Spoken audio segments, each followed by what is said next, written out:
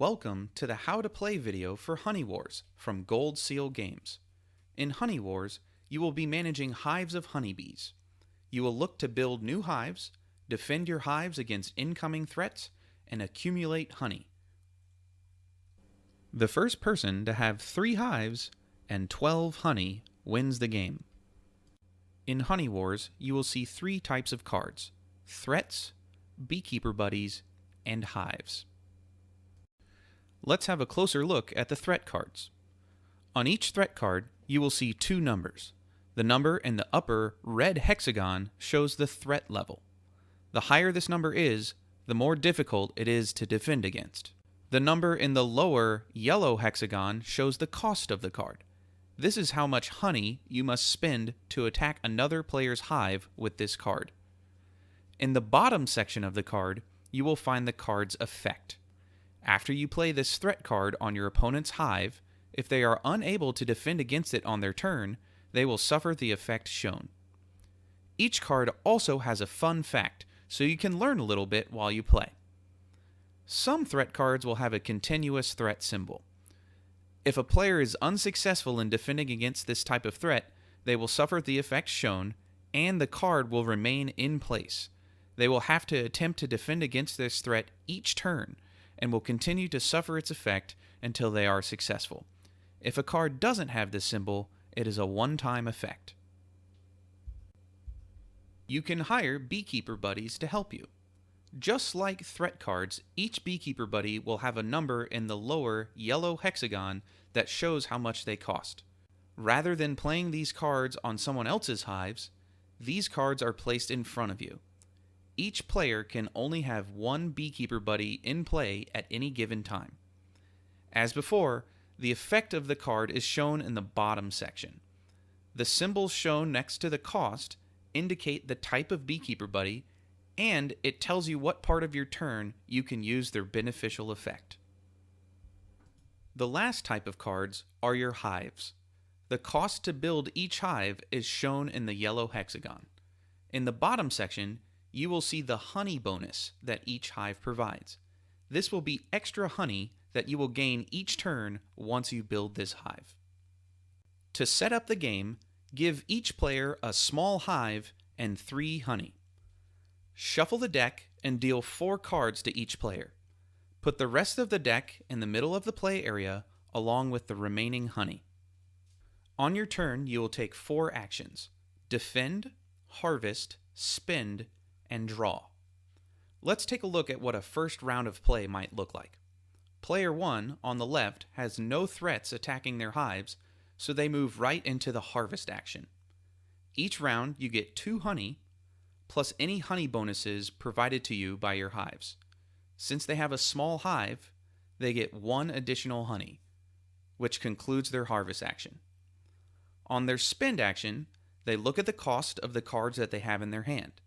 They can't afford to attack an opponent with the virus card, but they can afford the other cards that they have.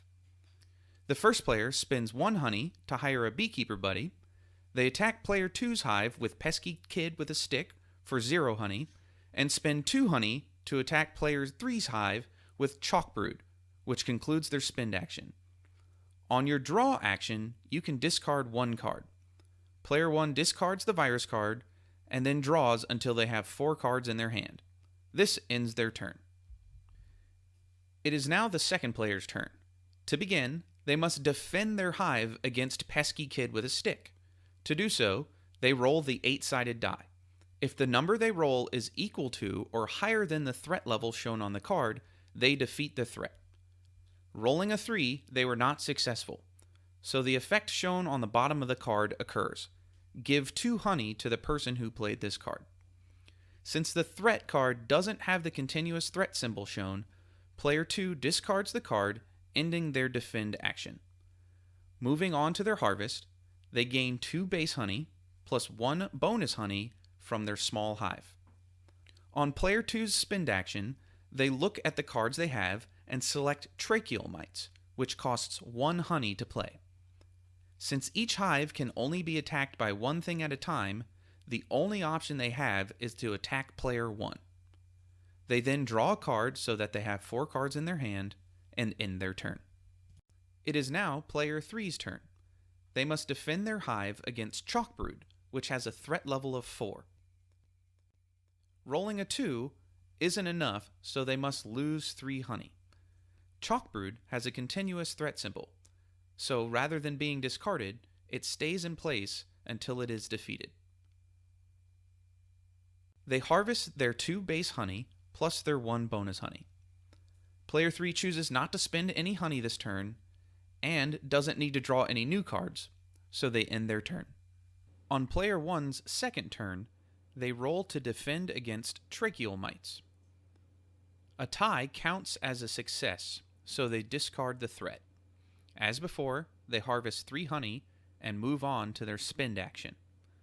They now have 8 honey and a hive in their hand, so they spend all of their honey to buy a second small hive. Each newly purchased hive is placed to the right of any existing hives that you have. You may buy a maximum of 1 hive per turn. Player 1 then draws a card, ending their turn. Let's have a look at an example of a final round of play. Player 1 begins their turn defending their hives. When defending, you will always defend your hives left to right, so they first roll to defend against bad weather. They are unsuccessful, so they will not harvest their honey bonuses this turn. It is a one-time effect, so the threat is discarded. Player 1 must then defend their second hive against Giant Hornet.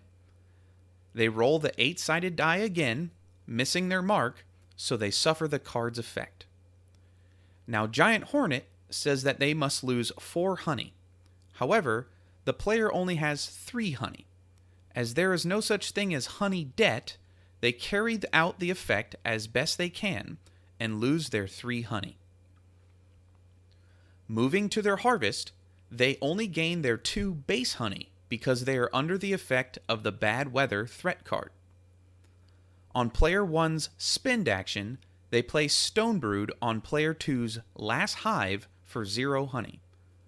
Unlike defending, where you must always defend your hives left to right, when attacking a hive, you may play a card on any of your opponent's hives that are not already being attacked. Player 1 draws a new card, and player 2 begins their turn. Defending left to right, player 2 first rolls against Bad Queen. Because their roll is less than the threat level shown in the upper red hexagon, they suffer the effect on the bottom of the card. Bad Queen has a continuous threat symbol, so it stays in place. Player 2 successfully defends against Stonebrood, so they discard the threat. Moving on to their harvest, they get their 2 base honey, 1 from their first small hive, 2 more from their large hive, and 1 more for their other small hive. They then spend 2 honey to attack player 3's hive with Robber Bee, drawing a new card which ends their turn. Player 3 must now defend against Robber Bee. In a previous turn, they hired a beekeeper buddy, which they now want to use, to be able to add 2 to their defense roll. When using beekeeper buddies, you must declare your intention to use them before you roll to defend your hive. They roll a 1, so with their beekeeper buddy's help, their defense roll counts as a 3. This is still not enough to defeat the Robber Bee, so they must give 2 honey for each hive that they have to player 2 who played the card. They have 3 hives, so they must give 6 honey away. All beekeeper buddy cards are one-time use, so they discard it, giving the 6 honey to player 2. Player 2 now has 3 hives and 12 honey, so they are declared the winner.